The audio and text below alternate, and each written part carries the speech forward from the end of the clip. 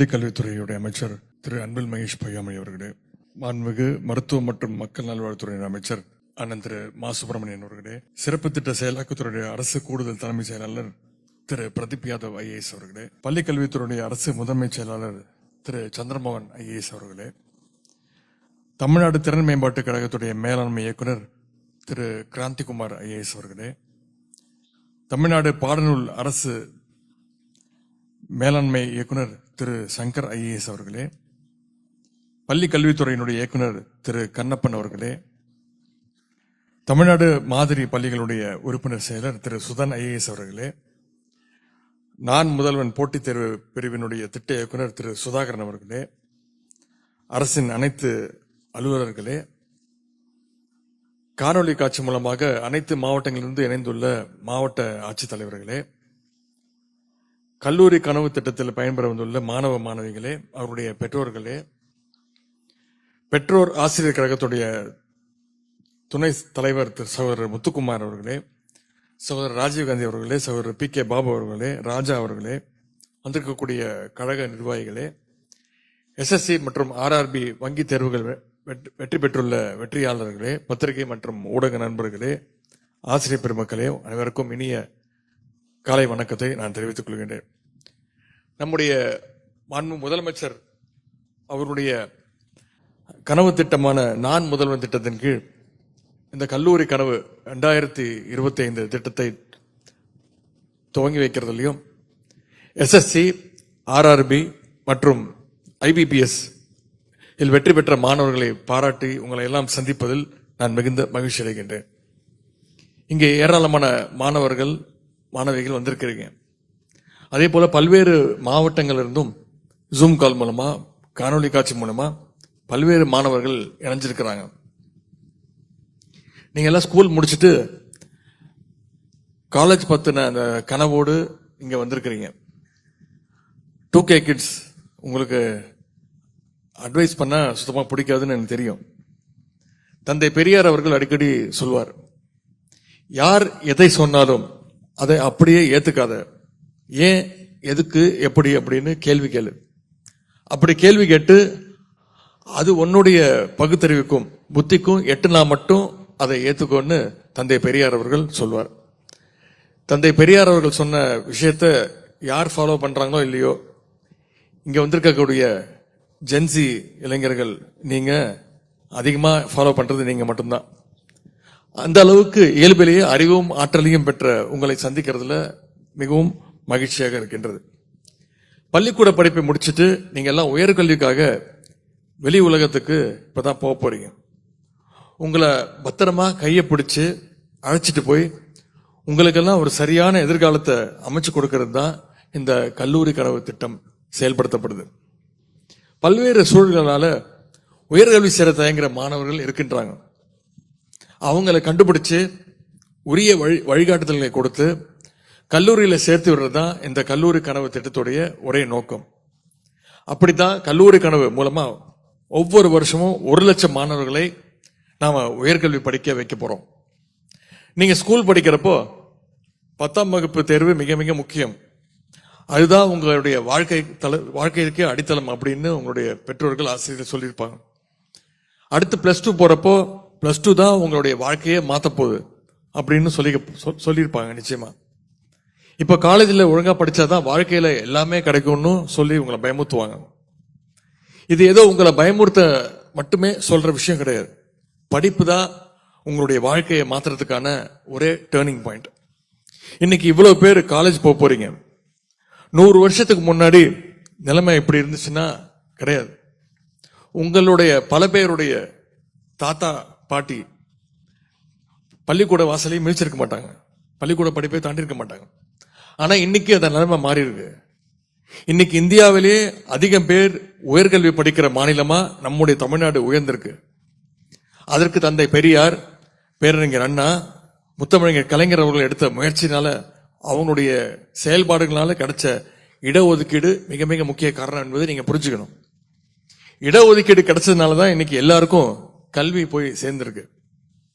அவங்களுக்கு உதவுறதுக்காக தான் உயர்கல்வியில சேர போற முதல் தலைமுறை மாணவர்களுக்கு அரசே அந்த கட்டணத்தை கல்வி கட்டணத்தை செலுத்தணும்னு 17 வருஷத்துக்கு முன்னாடி முத்தமிழர் கலைஞர் அவர்கள் அறிவிச்சாங்க.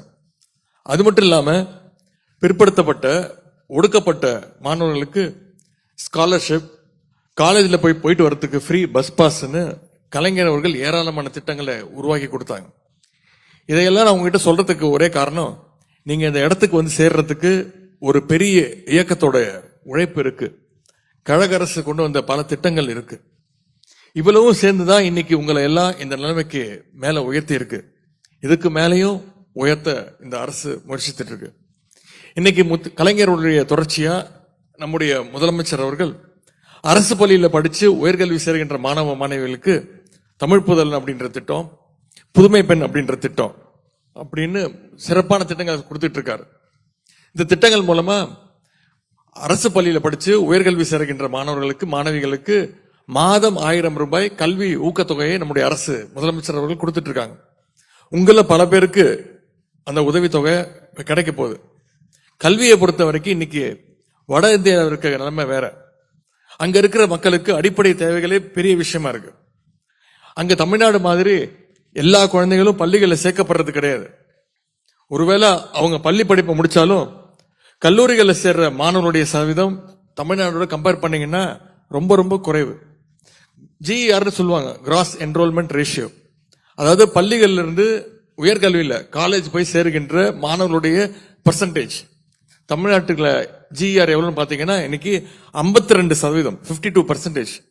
ஆனா ஒட்டுமொத்த இந்தியாவுடைய ஆவரேஜ் பர்சன்டேஜ் எடுத்து பாத்தீங்கன்னா வெறும் 29% தான். தமிழ்நாட்டோட இந்த வளர்ச்சியை இந்தியாவில் இருக்கக்கூடிய பிற மாநிலங்கள் அடையணும்னா இன்னும் 10-15 வருஷம். அந்த அளவுக்கு தமிழ்நாடு கல்வி வளர்ச்சியில சிறப்பா முன்னேற்றம் அடைஞ்சிருக்கு. அதற்கு முழு காரணம் நம்முடைய திராவிட இயக்கங்களுடைய ஆட்சிகள் தான். உயர்கல்வி அட்மிஷனை பொறுத்தவரை நுழைவுத் தேர்வே இருக்கக்கூடாது அப்படிங்கிறது தான் கழக அரசு ஒரே கொள்கை. ஆனா புதிய கல்விக் கொள்கை மூலமா மெடிக்கல், இன்ஜினியரிங் மட்டுமல்ல, ஆர்ட்ஸ் காலேஜில் மட்டும் கூட ஒன்றிய அரசு என்ட்ரன்ஸ் எக்ஸாம் நுழைவுத் தேர்வை நுழைக்க பார்க்கறாங்க. அதனாலதான் இந்த புதிய கல்விக் கொள்கையை நம்முடைய முதலமைச்சர் அவர்களும் தமிழ்நாடு அரசும் கடுமையா எதிர்த்துட்டு வருது. இதையெல்லாம் விரிவா நான் உங்ககிட்ட பேசுறதுக்கு காரணம், நீங்க எல்லாம் பொறுப்பா படிச்சு முன்னேறணும் அப்படிங்கிற அந்த ஒரே எண்ணத்துல தான், அக்கறையில தான். உயர்கல்வினாலே medical, engineering, arts and science course அப்படிங்க மட்டும்தான் எல்லாருக்கும் தெரியும். அப்படிதான் நம்ம நினைச்சிட்டு இருந்தோம். ஆனா உலகம் ஒவ்வொரு நாளும் இன்னைக்கு டெக்னாலஜிக்கலா அட்வான்ஸ் ஆயிட்டே வருது, நவீனமாயிட்டே வருது. அதுக்கு தகுந்த மாதிரி படிப்புகளும் புதுசு புதுசா வந்துகிட்டே இருக்கு. இப்போ ஏஐன்னு சொல்ற ஆர்டிபிஷியல் இன்டெலிஜென்ஸ் இன்ஜினியரிங் வேகமா வளர்ந்துட்டு வருது. அதுலயே பாத்தீங்கன்னா data science, cyber security, quantum computing அப்படின்னு தனித்தனியா படிப்புகள் வருது. இதெல்லாம் சில வருஷங்களுக்கு முன்னாடி நம்ம யாருக்குமே தெரியாது, எல்லாம் கண்டுபிடிக்க முடியாத படிப்புகள். ஆனா இப்ப பெருகி வரும் வேலை வாய்ப்பால நிறைய பேர் இந்த கோர்ஸ்களை விரும்பி படிக்கிறாங்க. இதையெல்லாம் நீங்க தெரிஞ்சுக்கணும். அதுக்காகத்தான் இந்த கல்லூரி கனவு வழிகாட்டுதல் நிகழ்ச்சியை நம்ம இங்க நடத்திட்டு இருக்கோம். அதன்படி இந்த நிகழ்ச்சி இங்க நடக்குது. இங்க கல்வியாளர்கள் இருக்காங்க. அவங்க உங்களுக்கு உயர்கல்விக்கான வழிகாட்டுதல்களை தருவாங்க. இதையெல்லாம் நீங்க கேர்ஃபுல்லா கேட்டு கல்லூரியில உங்களுக்கு ஆர்வமுள்ள படிப்பை நீங்க தேர்ந்தெடுத்து படிங்க. கல்லூரியில படிக்கிறதுக்கு மட்டுமல்ல, கல்லூரி முடிச்சிட்டு வேலைக்கு போறதுக்கும் நம்முடைய நான் முதல்வன் திட்டம் உங்களுக்கு துணை நிற்கும். தனியார் துறை வேலைக்கு போக ஜாப் ஓரியன்டட் ஸ்கில்ஸ் ட்ரைனிங் நான் முதல்வன் திட்டம் தந்துட்டு இருக்கு. அதே மாதிரி அரசு துறை போட்டித் தேர்வுக்கு தயாராக நான் முதல்வன் போட்டித் தேர்வுகள் பிரிவு இருக்கு. இதன் மூலமா உதவித்தொகையோட தங்கி படிக்கிற வசதியும் நம்முடைய அரசு செயல்படுத்திட்டு இருக்கு. நான் முதல்வன் போட்டித் தேர்வுகள் பிரிவு மூலமா இந்த வருஷம் 50 தமிழ்நாட்டு மாணவர்கள் IAS IPS தேர்வுகள்ல வெற்றி பெற்றிருக்கிறாங்க. இது மிகப்பெரிய ஒரு சாதனை. அதே போல எப்படி IAS IPS தேர்வுகளையும் வெற்றி பெற்றிருக்காங்களோ அதே மாதிரி இந்த SSC RRB IBPS தேர்வுகளுக்கு நான் முதல்வன் மூலமா பயிற்சி பெற்ற மாணவர்கள் 58 பேர் வெற்றி பெற்றிருக்கீங்க. அவங்களுக்கும் நம்முடைய வாழ்த்துக்களை தெரிவிச்சுக்கிறேன். உங்களுடைய வெற்றி அரசு பணி கனவோட ப்ரிப்பேர் ஆகிட்டு இருக்கக்கூடிய ஆயிரக்கணக்கான மாணவர்களுக்கு நம்பிக்கையை தந்துகிட்டு இருக்கு. அதுக்கு உங்க எல்லோருக்கும் என்னுடைய வாழ்த்துக்களை நான் தெரிவிச்சுக்கிறேன். உங்களை பல்வேறு உயரங்களுக்கு அழைத்து செல்ல நான் முதல்வன் திட்டம் இருக்கு. நீங்க செய்ய வேண்டியதெல்லாம் நல்லா படிக்கிறது மட்டும்தான்.